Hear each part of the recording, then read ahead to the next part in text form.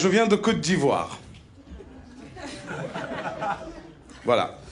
Donc ça c'est dit, c'était vraiment pas une vanne, donc je viens de Côte d'Ivoire.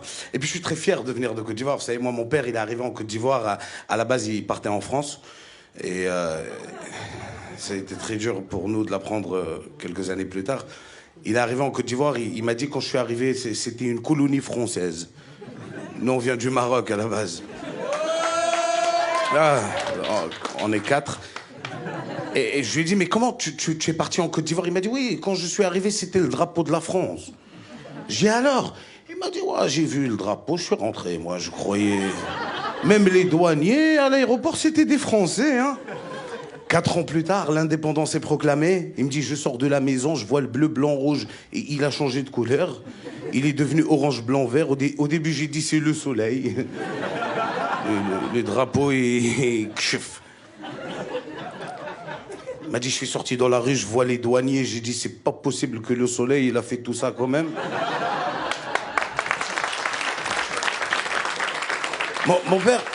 Mon père m'a dit qu'on lui a proposé en 1960 la nationalité française et la nationalité ivoirienne, mesdames et messieurs. Il a choisi la nationalité ivoirienne. J'ai demandé à ma mère pourquoi il a fait ça. Elle m'a dit, je crois qu'il avait pas très bien compris la question. Mais attention, moi je suis très content aujourd'hui de vivre en Côte d'Ivoire. Je vous le dis très sincèrement, c'est vraiment du fond du cœur. Je suis très content parce que contrairement à tous mes amis qui sont passés là avant, qui font le tour de l'Europe, moi je fais le tour de l'Afrique et c'est complètement différent, je vous jure. On vit des choses en Afrique qui ne se passent qu'en Afrique et heureusement parce que vous n'êtes pas prêts, je vous jure. J'ai joué au Cameroun il n'y a pas très longtemps. Est-ce qu'il y a des Camerounais ce soir? J'adore Bruxelles. J'ai joué au Cameroun il n'y a pas très longtemps, je te jure. Les Camerounais, ils sont magnifiques, ils sont expressifs. Tu joues au Cameroun, le public, il parle avec toi. Je suis en train de faire mon spectacle, et à un moment, il y a un gars qui s'est levé de sa chaise, il m'a dit « Voilà, tu as raison. J'ai moi-même vécu la même situation, d'ailleurs, je vais vous raconter. » Pourquoi tu fais ça? C'est mon spectacle. Je suis allé jouer au Congo, mesdames et messieurs, j'adore. Ouais, il y a que ça en Belgique, c'est incroyable, hein. J'adore les Congolais. Pourquoi les Congolais, vous mettez I à la place de U et U à la place de I? Non, mais c'est vrai, vous savez dire les deux, quoi. Mettez chacun à sa place. Je suis arrivé, il m'a dit, ne passez pas par là-bas, c'est un sens unique. Mais change ça. Première question qu'on m'a posée à l'aéroport de Kinshasa, il m'a dit, oh, Zoloba Lingala. J'ai dit, tu dis quoi? Il m'a dit, vous avez une arme sur vous. J'ai dit, non. Il m'a dit, tenez, vous allez en avoir besoin. J'adore les Congolais, c'est vrai. Je suis allé au Gabon, j'adore les Gabonais. Les Gabonais, c'est le seul être humain au monde qui te répond à une question par une question. Peu importe, tu dis au Gabonais, il est quelle heure? Il te dit, quelle heure tu veux qu'il soit? J'ai dit à un Gabonais, pourquoi quand on vous pose une question, vous répondez par une question? Il m'a dit, qui t'a dit ça? J'ai abandonné. Moi, je viens de Côte d'Ivoire. La Côte d'Ivoire est très différente de tous les pays d'Europe que j'ai pu visiter. Je le dis parce qu'il n'y a pas très longtemps, j'étais à Paris. Mon téléphone a sonné, j'ai dit oui, allô chérie. Le taxi, j'étais dans un taxi. Il a compris que j'allais parler avec ma femme. Il a mis des boules quies dans ses oreilles pour pas écouter ma conversation. Je vous jure. Ça s'appelle avoir de la discrétion. J'étais à Abidjan. J'ai dit oui, allô chérie. Le taxi, il a baissé le son de la musique. Non seulement il écoute ta conversation, mieux, il participe à ta conversation. J'ai dit, tu rentres pas tout de suite. Tu rentres à quelle heure? 23h, tu fais quoi? Tu classes des dossiers. Il était à côté, il m'a dit, un mois. J'ai dit, pardon, il m'a dit, un mois. On classe pas les dossiers jusqu'à 23h, mon petit. C'est toi qu'elle a classé. Elle est avec son dossier. C'est des fous, je te jure. J'ai tourné, je suis sorti du continent africain, maintenant je joue en Europe. Je suis allé à Londres il n'y a pas très longtemps, c'est magnifique. Je sais pas si vous connaissez, j'ai adoré Londres, l'aéroport, parce que j'ai pas eu la chance de rentrer totalement dans Londres. Ça s'est pas très bien passé à l'aéroport. Je suis arrivé, j'ai mis mon sac dans le scanner à bagages, il m'a dit, please mister, we won't check the bag. Il voulait fouiller mon sac. Bon, moi, tu vois, j'ai vu 2 personnes qui sont passées avant, tu n'as pas check the bag. Bon, je me dis, ma barbe, elle a pas beaucoup joué en ma faveur, donc je lui ai dit, you can can check it. But don't worry, you will not find any bomb inside. Ça veut juste dire il n'y a pas de bombe. Mais lui, il n'a pas entendu la phrase. Il a entendu bombe. Il a fait 2 pas en arrière. We've got a situation. Je lui ai dit, wow, it's a joke, I'm comedian. Il m'a dit, you can't joke with that, mister. Et là, il y a mon côté ivoirien qui est remonté. J'ai dit, hey, faut pas crier sur moi, hein, tu es malade? Il m'a dit, you can't joke with terrorism. Il y avait 40 personnes autour, ils ont fait terrorist, oh my God.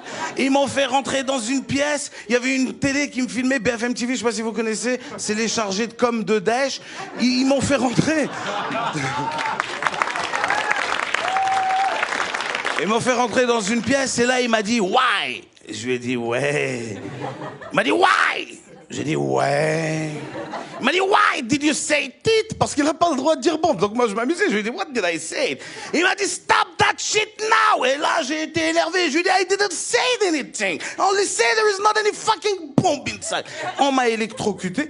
Je me suis réveillé dans l'avion, direction la Côte d'Ivoire. Comment j'ai su que je partais en Côte d'Ivoire? C'est l'hôtesse de l'air quand elle m'a parlé. Elle m'a dit « Hey, tu es levé? Tu dormais là? Tu veux manger ?»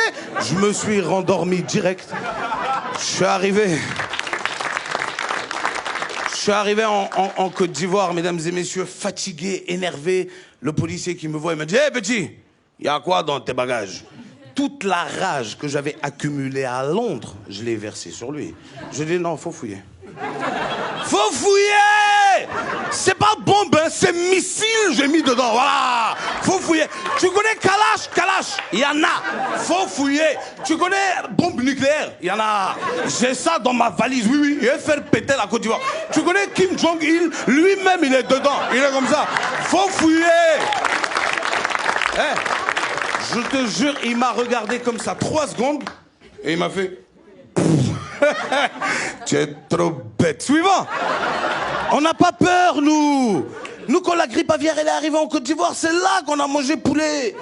On dit, il y a quoi dans grippe aviaire? Ils veulent pas qu'on mange poulet. Nous, on veut voir clair. Quand on nous a dit, faites attention, il y a la vache folle. Ça, on a dit, faut aller demander à la vache qui a rendu ça folle. C'est nous. Mais moi, je sais d'où ça vient, cette peur qu'ils ont, mesdames et messieurs. Cette peur qu'ils ont de l'islam. Je sais d'où ça vient. Moi, je suis musulman. Je sais que des fois, nous, on fait peur. Les gens ne savent pas que même nous, les musulmans, des fois, on a peur de certains musulmans. Ils savent pas.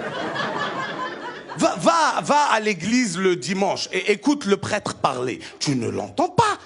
Tout ce que tu entends, c'est mes frères, mes sœurs. Car Jésus a dit... Soyez bénis. C'est doux. Va chez nous, à la mosquée. On fait peur, surtout là où je viens, moi. Moi, j'étais à la mosquée au Mali, mais j'ai eu peur. Il nous a dit, le imam, « Et je vous dis, je vous répète, ah, tu as mis du gel sur tes cheveux. Il est à Jahannam. » Pourquoi tu fais ça? Tu fais peur. À un moment, il nous a expliqué, il nous a dit, vous croyez que ceux qui vont s'éclater aux États-Unis, là, c'est des musulmans? Non, non, non, non, non. On dit que l'islam est une religion qui fait peur. Moi, je fais peur. Non, non, non, non, non. Vous croyez que la foi, là, c'est quoi? C'est d'avoir une barbe? Non. J'ai une chèvre à la maison qui a une barbe. Est-elle musulmane? Je ne crois pas. Vous croyez que la foi, c'est d'avoir un foulard?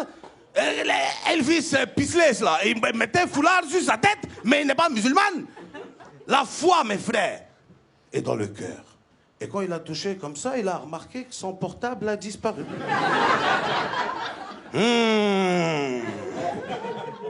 Mes frères, mes sœurs, la foi est dans le cœur.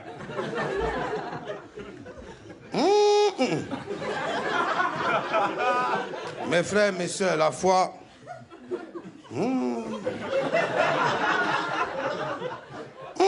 La foi, peut-être pas tout. Hein. Mes frères, mes sœurs, en rentrant ce matin, j'avais ma foi sur moi. Mourad, fermez-moi les portes de la mosquée là. Bâtard qui a soulevé ma foi, Wallah, il va déposer. Merci, Tarmac.